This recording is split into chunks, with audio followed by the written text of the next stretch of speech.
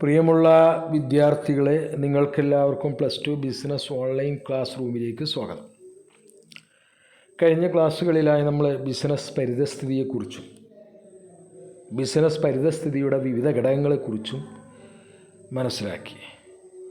പിന്നീട് economic environment in ഇന്ത്യയിലെ സാമ്പത്തിക പരിതസ്ഥിതിയെക്കുറിച്ച്, അതിൻ്റെ ഫീച്ചേഴ്സ്, അതുപോലെ നമ്മൾ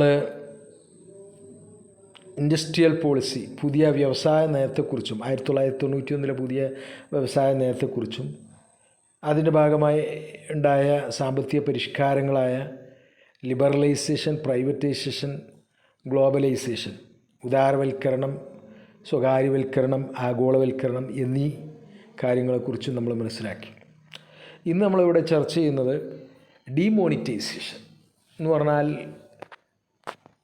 നോട്ട് നിരോധനം, അതുപോലെ ആഗോളവൽക്കരണം, ഉദാരവൽക്കരണം, സ്വകാര്യവൽക്കരണം തുടങ്ങിയ പരിഷ്കാരങ്ങൾ മൂലം അത് ഇന്ത്യയുടെ ബിസിനസ് സ്ഥിതിയെ എന്തൊക്കെ പ്രത്യാഘാതങ്ങളാണ് ഉണ്ടാക്കിയത് എന്ന കാര്യങ്ങളുമാണ് നമ്മൾ ഇന്നിവിടെ ചർച്ച ചെയ്യുന്നത്.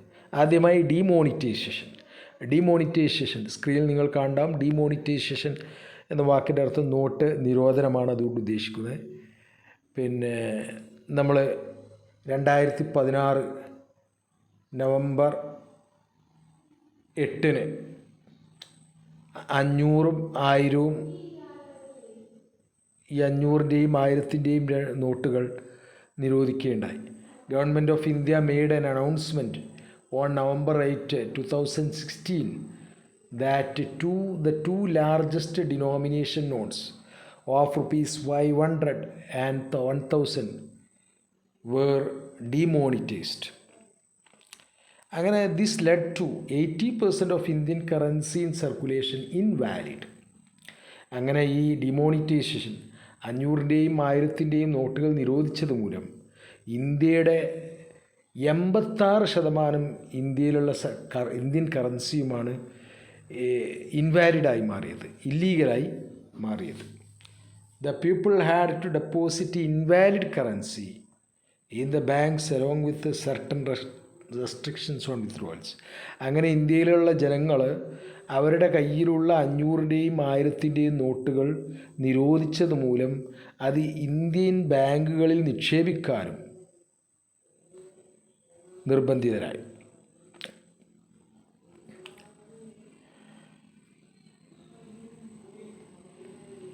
The aim of demonetization was to curb corruption. അപ്പോൾ ഈ ഡിമോണിറ്റൈസേഷൻ്റെ ലക്ഷ്യം എന്തായിരുന്നു? കൊറപ്ഷൻ, അഴിമതി ഇല്ലാതാക്കുക, ഫേക്ക് നോട്ട്സ്, അതുപോലെ കള്ളനോട്ട് ഇല്ലാതാക്കുക, use of currency for illegal activities like terrorism and accumulation of black money generated by income that has not been declared to the tax authorities. അപ്പോൾ ഇല്ലീഗൽ ആക്ടിവിറ്റീസ് ആയിട്ടുള്ള ഭീകരവാദവും അതുപോലെ തന്നെ ഈ കള്ളപ്പണം എന്ന് പറഞ്ഞാൽ ടാക്സ് അടക്കാത്ത പണം, ഇത് രണ്ടും നിരോധിക്കുകയും ഇത് രണ്ടും ഇല്ലാതാക്കുകയും ചെയ്യുക എന്ന ഉദ്ദേശമായിരുന്നു ഈ നോട്ട് നിരോധനം. അപ്പോൾ നോട്ട് നിരോധനം കൊണ്ട് ഉദ്ദേശിച്ചത് അഴിമതി ഇല്ലാതാക്കുക, കള്ളനോട്ട് ഇല്ലാതാക്കുക, അതുപോലെ ഇല്ലീഗൽ ആക്ടിവിറ്റീസ് ആയിട്ടുള്ള നിയമപരമല്ലാത്ത പ്രവർത്തനങ്ങളായ ഭീകരവാദം, അതുപോലെ പിന്നെ ബ്ലാക്ക് മണി, ഇതൊക്കെ തടയുക എന്നായിരുന്നു ഇതുകൊണ്ട് ഉദ്ദേശിച്ചത്. Aims and features of demonetisation, note നിരോധനത്തിൻ്റെ ലക്ഷ്യങ്ങളും അതുപോലെ പ്രത്യേകതകളും. അപ്പോൾ ലക്ഷ്യം ചോദിച്ചാലും എയിംസ് ചോദിച്ചാലും ഒബ്ജക്റ്റീവ്സ് അല്ലെങ്കിൽ ഫീച്ചേഴ്സ്, ഇത് രണ്ട് ചോദിച്ചാലും നിങ്ങൾക്ക് ഇതന്നെ ഉത്തരമായിട്ട് എഴുതാം. ഒന്നാമത്തേത് എ ടാക്സ് അഡ്മിനിസ്ട്രേഷൻ ടൂൾ. ഇതിൻ്റെ ഒരു ലക്ഷ്യം, ഇതൊരു ടാക്സ് അഡ്മിനിസ്ട്രേഷൻ ടൂളായിരുന്നു. ഫീച്ചറായിട്ടും പറയാം. ടാക്സ് അഡ്മിനിസ്ട്രേഷൻ ടൂൾ പറഞ്ഞാൽ ടാക്സ് കൃത്യമായി പിരിച്ചെടുക്കാൻ, ജനങ്ങളിൽ നിന്ന് കൃത്യമായി ടാക്സ് പിരിച്ചെടുക്കുകയും കള്ളപ്പണം ഇല്ലാതാക്കുകയും ചെയ്യാൻ വേണ്ടി ഉദ്ദേശിച്ച് നടപ്പാക്കിയതാണ് ഈ ഡിമോണിറ്റൈസേഷൻ. രണ്ടാമത് ടു സ്റ്റോപ്പ് ടാക്സ് ഇവേഷൻ നികുതി വെട്ടിപ്പ് തടയുക എന്നുള്ളത് ഇതുകൊണ്ട് ഉദ്ദേശിച്ചിരുന്നു.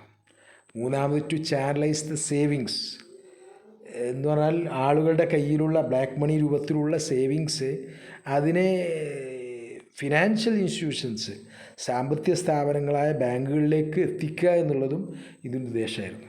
അപ്പോൾ ആളുകളുടെ കയ്യിലുള്ള അധികമായി കിടക്കുന്ന കള്ളപ്പണം ബാങ്കിലേക്ക് എത്തിക്കുക എന്നതും ഇതുകൊണ്ട് ഉദ്ദേശിച്ചിരുന്നു. 4 ക്യാഷ്ലെസ് എക്കണോമി.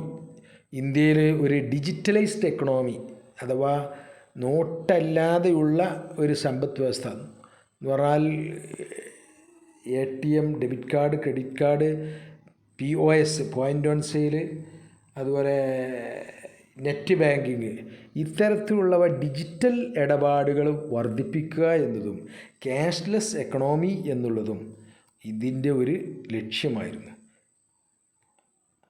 അപ്പോൾ ഈ 4 ലക്ഷ്യങ്ങളാണ്, ഫീച്ചേഴ്സാണ് ഡിമോണിറ്റൈസേഷൻ ഉള്ളത്. 4 ലക്ഷ്യങ്ങൾ ഒന്നുകൂടി പറയാം. It is A tax administration tool. അത് നികുതി പിരിച്ചെടുക്കാനുള്ള ഒരു ടൂളായിരുന്നു. രണ്ടാമത് ടു സ്റ്റോപ്പ് ടാക്സ് ഇവേഷൻ, നികുതി വെട്ടിപ്പ് തടയുക എന്നുള്ളതിൻ്റെ ഉദ്ദേശമായിരുന്നു. 3 ടു ചാനലൈസ് ദ സേവിങ്സ്, ആളുകളുടെ കയ്യിലുള്ള സേവിങ്സ് ബാങ്കുകളിൽ എത്തിക്കുക. 4 ക്യാഷ്ലെസ് എക്കണോമി. ഈ 4 ലക്ഷ്യമായിരുന്നു ഡിമോണിറ്റൈസേഷന് ഉണ്ടായിരുന്നത്.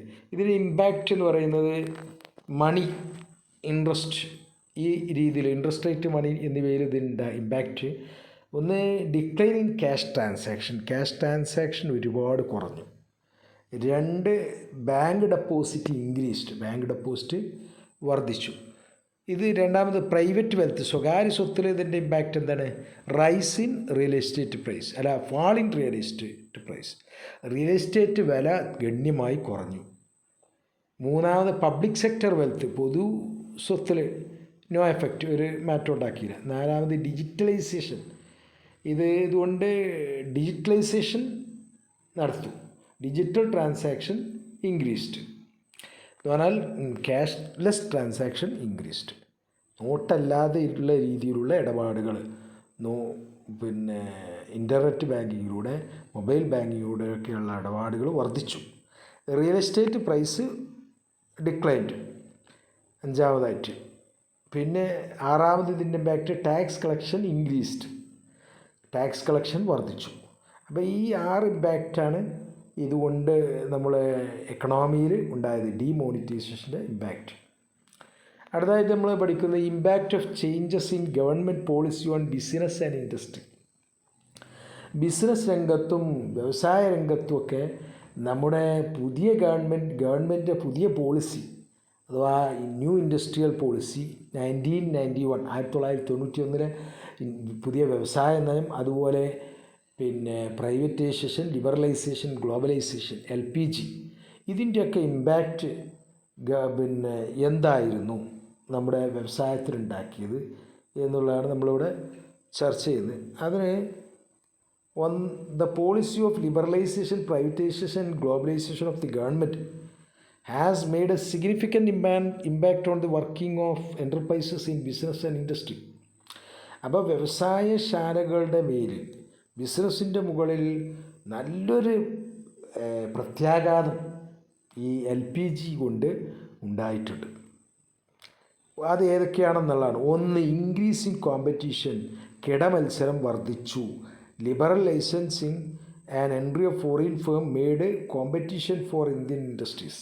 അപ്പോൾ ഈ ലൈസൻസിങ് ഉദാരമാക്കിയതും അതുപോലെ വിദേശ കമ്പനികൾ ഇന്ത്യയിലേക്ക് വന്നതും നമ്മുടെ ഇന്ത്യയിലുള്ള ആദ്യമുണ്ടായിരുന്ന വ്യവസായങ്ങൾക്ക് നല്ലൊരു കോമ്പറ്റീഷൻ, മത്സരം ഉണ്ടാക്കി.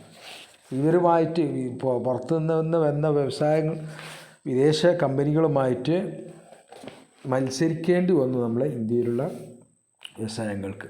രണ്ടാമതായിട്ട് ഇതിൻ്റെ ഇമ്പാക്റ്റ് മോർ ഡിമാൻഡിങ് കൺസ്യൂമേഴ്സ്, കൂടുതലായി ആവശ്യപ്പെട്ടുകൊണ്ടിരിക്കുന്ന ഉപഭോക്താക്കൾ എന്ന് പറഞ്ഞാൽ കൺസ്യൂമേഴ്സിന് കൂടുതൽ അവസരങ്ങൾ കിട്ടി. ഒരുപാട് കമ്പനികൾ, വിദേശ കമ്പനികളൊക്കെ വന്നപ്പോൾ ഒരുപാട് വാങ്ങാനുള്ള അവസരങ്ങളും ഒരുപാട് അറിവ് അവർക്കുണ്ടായി. അതുകൊണ്ട് തന്നെ അവർ കൂടുതൽ ക്വാളിറ്റിയുള്ള ഉൽപ്പന്നങ്ങൾ ആവശ്യപ്പെടാൻ തുടങ്ങി. അപ്പോൾ ബിസിനസ്സും അതിനനുസരിച്ച് മാറേണ്ടി വന്നു. മൂന്നാമത് റാപ്പിഡ്ലി ചേഞ്ചിങ് ടെക്നോളജിക്കൽ എൻവയോൺമെൻറ്റ്, ദ്രുതഗതിയിൽ മാറിക്കൊണ്ടിരിക്കുന്ന സാങ്കേതിക വിദ്യാപരമായ പരിതസ്ഥിതി എന്നാണ്. എന്ന് പറഞ്ഞാൽ നമ്മൾ ഈ 1991 ശേഷം ഉദാരവൽക്കരണം വന്നപ്പോൾ വിദേശ കമ്പനികൾക്ക് ഇന്ത്യയിലേക്ക് യഥേഷ്ടം വരാം എന്നായപ്പോൾ അവരുടെ ടെക്നോളജിയും സാങ്കേതിക വിദ്യയിലും നമ്മുടെ രാജ്യത്ത് വളർച്ചയുണ്ടായി. അത് ചെറുകിട കമ്പനികൾക്ക് ഇത്തരം വലിയ വ്യവസായങ്ങളോട്, നല്ല അഡ്വാൻസ്ഡ് ടെക്നോളജിയുള്ള വ്യവസായങ്ങളോട് മത്സരിക്കാൻ പറ്റാത്തൊരവസ്ഥ ഉണ്ടാക്കിയെടുത്തു. നാലാമത് നെസസിറ്റി ഫോർ ചേഞ്ച്, മാറ്റത്തിനുള്ളൊരാവശ്യകത ഉണ്ടായി. ഇവിടെ ഈ because of economic reforms in 1991, 1991 സാമ്പത്തിക പരിഷ്കാരങ്ങൾ മുതൽ, സാമ്പത്തിക പരിഷ്കാരങ്ങൾ കൊണ്ട് അല്ലെങ്കിൽ LPG ഇൻട്രൊഡ്യൂസ് ചെയ്തുകൊണ്ട് മാർക്കറ്റ് ഫോഴ്സസ് ബിക്കം ടർബുലൻറ്റ് എന്ന് പറഞ്ഞാൽ അൺസ്റ്റേബിൾ, മാർക്കറ്റ് ശക്തികൾ അസ്ഥിരമായി. അപ്പോൾ പെട്ടെന്ന് ഇങ്ങനെ സ്ഥിരമല്ലാത്തതുകൊണ്ട്, മാർക്കറ്റ് ശക്തികൾ സ്ഥിരമല്ലാത്തതുകൊണ്ട് ഈ ബിസിനസ് സ്ഥാപനങ്ങൾ അവരുടെ പ്രവർത്തനങ്ങൾ ഇടയ്ക്കിടയ്ക്ക് മാറ്റേണ്ടിയും മോഡിഫൈ ചെയ്യേണ്ടിയൊക്കെ വന്നു. അത് ഇങ്ങനെ ഇടയ്ക്കിടയ്ക്ക് മാറ്റേണ്ടിയും മോഡിഫൈ ചെയ്യേണ്ടിയൊക്കെ വന്നത് ബിസിനസ് സ്ഥാപനങ്ങൾക്കൊരു, അവരുടെ പ്രവർത്തനങ്ങൾക്കൊരു പ്രശ്നമായി മാറി. അഞ്ചാമത്തെ point, need for developing human resources. ഈ പുതിയ ന്യൂ മാർക്കറ്റ് കണ്ടീഷൻ, പുതിയ ഈ മാർക്കറ്റിൻ്റെ അവസ്ഥ demand people with greater competence and commitment, കൂടുതൽ കമ്മിറ്റ്മെൻറ്റുള്ള, കൂടുതൽ കഴിവുള്ള തൊഴിലാളികളുടെ ആവശ്യകതയിലേക്ക് വരച്ചു. അപ്പോൾ കൂടുതൽ കഴിവും സ്കില്ലും നേടിയ തൊഴിലാളികളുടെ ആവശ്യകത വർദ്ധിച്ചു. ആറാമത് മാർക്കറ്റ് ഓറിയൻറ്റേഷൻ. ആദ്യം production first and then go to market എന്നുള്ളതായിരുന്നു വാസ്തു സ്ട്രാറ്റജി. ആദ്യത്തെ ബിസിനസ് സ്ഥാപനങ്ങളുടെയൊക്കെ എല്ലാവരുടെയും ശ്രദ്ധ പ്രൊഡക്ഷൻ നന്നായിട്ട് കൂട്ടുക, ഉൽപ്പാദനം നന്നായി വർദ്ധിപ്പിച്ച് ചിലവ് കുറഞ്ഞ രീതിയിൽ ഉൽപ്പാദനം വർദ്ധിപ്പിച്ചാൽ, ഒരുപാട് സാധനങ്ങൾ ഉണ്ടാക്കിയാൽ അത് മാർക്കറ്റിൽ വിറ്റഴിക്കാം എന്നുള്ള ഒരു കൺസെപ്റ്റായിരുന്നു. പക്ഷേ ആ കൺസെപ്റ്റ് മാറി ഇപ്പോൾ. But in this fast changing business world, ഈ പെട്ടെന്ന് മാറിക്കൊണ്ടിരിക്കുന്ന ഈ ബിസിനസ് ലോകത്ത് first we should study about the market. നമ്മൾ ആദ്യം മാർക്കറ്റിനെ കുറിച്ച് ശരിക്ക് പഠിച്ചിരിക്കണം. And then produce the goods accordingly. എന്നിട്ട് ആ മാർക്കറ്റിലെ സാധ്യതകൾക്കനുസരിച്ച്, മാർക്കറ്റിൻ്റെ ആവശ്യകതകൾക്കനുസരിച്ച് നമ്മൾ സാധനങ്ങൾ ഉണ്ടാക്കേണ്ടി വന്നു. അപ്പോൾ ആദ്യം ഉണ്ടായിരുന്ന പ്രൊഡക്ഷൻ ഫസ്റ്റ് എന്നുള്ളത് മാറി മാർക്കറ്റിംഗ് ഫസ്റ്റായി. Marketing first, study of the market ഫസ്റ്റായി മാറി. എന്നിട്ട് പ്രൊഡക്ഷൻ നടത്തുക എന്നുള്ളതിലേക്ക് മാറി. അപ്പോൾ ഈ രീതിയിൽ ഒരു മാർക്കറ്റ് ഓറിയൻറ്റേഷൻ, മാർക്കറ്റിൽ ശ്രദ്ധ കൊടുക്കുന്നൊരവസ്ഥ കൂടുതലുണ്ടായി എന്നുള്ളതാണ്. ഏഴാമത്തെ, loss of budgetary support to the public sector. Public sector നമുക്കറിയാം 1991 മുമ്പ് സ്വാതന്ത്ര്യം കിട്ടിയതിന് ശേഷം ഇന്ത്യയിലെ പൊതുമേഖലാ സ്ഥാപനങ്ങൾക്ക് വളരെയധികം പ്രാധാന്യം കൊടുക്കുകയും ഇന്ത്യ ഗവൺമെൻറ്റിൻ്റെ ബഡ്ജറ്റിൽ ഒരുപാട് തുക ഈ പൊതുമേഖലാ സ്ഥാപനങ്ങൾക്ക് വേണ്ടി നീക്കിവെക്കുകയും ചെയ്തു. എന്നാൽ ഈ 1991 ശേഷം സ്വകാര്യ സ്ഥാപനങ്ങൾക്ക് കൂടുതൽ പ്രാധാന്യം കൊടുക്കാൻ തുടങ്ങിയതോടുകൂടി പബ്ലിക് സെക്ടർ, പൊതുമേഖലാ സ്ഥാപനങ്ങളുടെ ഓഹരികൾ വിറ്റഴിക്കാൻ തുടങ്ങിയപ്പോൾ പൊതുമേഖലാ സ്ഥാപനങ്ങൾക്ക് കൂടുതൽ തുക മാറ്റിവെക്കുന്ന അവസ്ഥ ഒഴിവായി. പൊതുമേഖലാ സ്ഥാപനങ്ങൾക്ക് ബഡ്ജറ്റിൽ വലിയ തുക മാറ്റിവെക്കുന്ന അവസ്ഥ ഒഴിവായി. ബഡ്ജറ്റ് സപ്പോർട്ട് പൊതുമേഖലാ സ്ഥാപനങ്ങൾക്ക് കുറഞ്ഞു. അപ്പോൾ അവർ കൂടുതൽ കാര്യക്ഷമതയോടുകൂടി പ്രവർത്തിക്കേണ്ട ഒരവസ്ഥ പൊതുമേഖലാ സ്ഥാപനങ്ങൾക്ക് ഉണ്ടായി എന്നുള്ളതാണ് ഇതുകൊണ്ടുണ്ടായ ഒരു മാറ്റം. അപ്പോൾ ഇത്രയും 7 പോയിൻറ്റുകളാണ് നമ്മൾ ഈ impact of changes in government policy on business and industry. ബിസിനസ്സിലും വ്യവസായങ്ങളിലും ഗവൺമെൻറ് നയത്തിലെ മാറ്റങ്ങൾ ഉണ്ടാക്കിയ പ്രത്യാഘാതം. അത് 7 പ്രത്യാഘാതങ്ങളാണ് നമ്മൾ പഠിക്കേണ്ടത്. ഒന്ന്, ഇൻക്രീസിങ് കോമ്പറ്റീഷൻ, വർദ്ധിച്ചു കൊണ്ടിരിക്കുന്ന കിടമത്സരം. 2, മോർ ഡിമാൻഡിങ് കൺസ്യൂമേഴ്സ്, കൂടുതലായി ആവശ്യപ്പെട്ടുകൊണ്ടിരിക്കുന്ന ഉപഭോക്താക്കൾ. 3, റാപ്പിഡ്ലി ചേഞ്ചിങ് ടെക്നോളജിക്കൽ എൻവയോൺമെൻറ്റ്, ദ്രുതഗതിയിൽ മാറിക്കൊണ്ടിരിക്കുന്ന സാങ്കേതിക വിദ്യാപരമായ പരിതസ്ഥിതി. 4, നെസസിറ്റി ഫോർ ചേഞ്ച്, മാറ്റത്തിനുള്ള ആവശ്യകത. 5, need for developing human resources, മാനുഷിക വിഭവ വികസനത്തിൻ്റെ ആവശ്യകത. 6 മാർക്കറ്റ് ഓറിയൻറ്റേഷൻ, വിപണി സംബന്ധമായത്. 7 loss of budgetary support to the public sector, പൊതുമേഖലക്കുള്ള ബഡ്ജറ്ററി പിന്തുണ നഷ്ടമായി. അപ്പോൾ ഈ 7 പോയിൻറ്റുകൾ ഈ impact of changes in government policy on business and ഇൻഡസ്ട്രിയാണ്.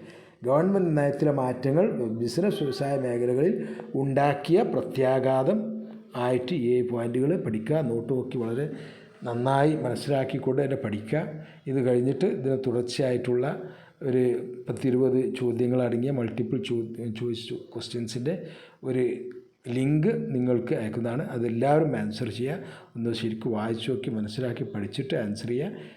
എല്ലാവർക്കും ഫുൾ മാർക്ക് തന്നെ കിട്ടുന്ന അവസ്ഥയിൽ പഠിക്കുക.